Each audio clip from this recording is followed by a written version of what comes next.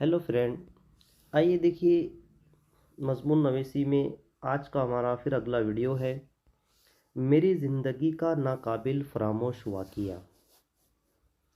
मैं एक अदना सा इंसान हूँ। मेरी ज़िंदगी तो ऐसी नहीं कि उसकी सवाने हयात किताबी शक्ल में शाये की जाए, जिससे एक खलकत मुस्तफ़ीद हो, और ना ही मेरी ज़िंदगी जद्दोजहद की वो मुसलसल दास्तान है जिससे मायूस दिलों को तहरीक मिले।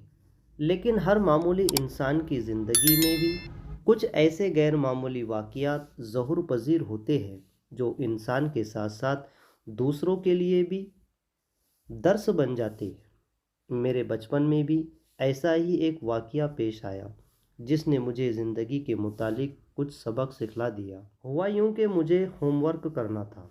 रात में एक तो बिजली गुल हो गई थी, जिसकी वजह से मेरा घर का काम बाकी रह गया था।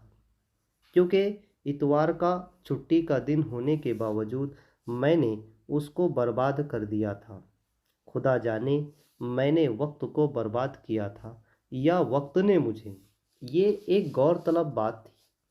अम्मी ठीक कहा करती थी कि आज का काम कल पर मत टालो, लेकिन ये बचपन के दिन होते ही ऐसे हैं। बचपने के मानी नादानी के हैं। दिन दोस्तों के साथ खेल कूद में गुजर गया। मैं भी मुतमईन था कि रात में इत्मीनान से घर काम करूँगा, लेकिन हुआ ये कि रात में बिजली हुई फेल। मुझे सख्त कोफ्त हुई। ऐसा महसूस हुआ कि बिजली की तरह आंखों से नींद भी गायब हो गई। खैर, खुदा खुदा करके मैं सो गया। सुबह जल्दी से नाश्ता वगैरह करके होमवर्क करने की तैयारी करने लगा।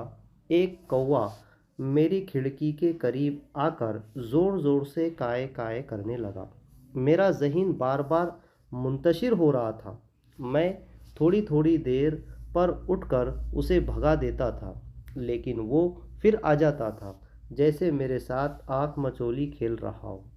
मैं बहुत परेशान हो गया, और उस वक्त मुझे एहसास हुआ कि हमें अपने हर फेल पर नज़र रखना चाहिए कि कहीं उससे दूसरों का दिल तो नहीं दुख रहा है। लेकिन शायद कौवा अभी मेरे दिल के दर्द से ना आशना था, जैसे उसे मुझको चिढ़ाने में मज़ा आ रहा था, बिल्कुल इसी तरह जैसे हम बच्चे शरारत करते हैं। आखिर मेरे सब्र का पैमाना लबरेज हो गया। पास ही छोटे भाई की गुलेल पड़ी हुई थी। मैंने ताक कर जो निशाना बांधा तो कौवा दर्द से कुराहते हुए किसी कटी पतंग की तरह मेरे घर के साइबान में गिर पड़ा और तड़पता रहा। यह बड़ा अफसोस हुआ कि शायद वह भूखा प्यासा हो, इसलिए फरियाद कर रहा हो, और मैंने उस बेजुबान का ये हाल कर दिया। उसकी चीख बुलंद होती रही। उसकी आवाज़ पर उसकी हम कौम ने लब्बैक कहा। पलक झपकते ही 50 कौवे आकर एहतजाज करने लगे। उनके शोर से कान पड़ी आवाज़ सुनाई न देती थी। अपनी कौम के एक फर्द को गिरफ्तार उसकी मुसीबत दूर करने के जतन करने लगे।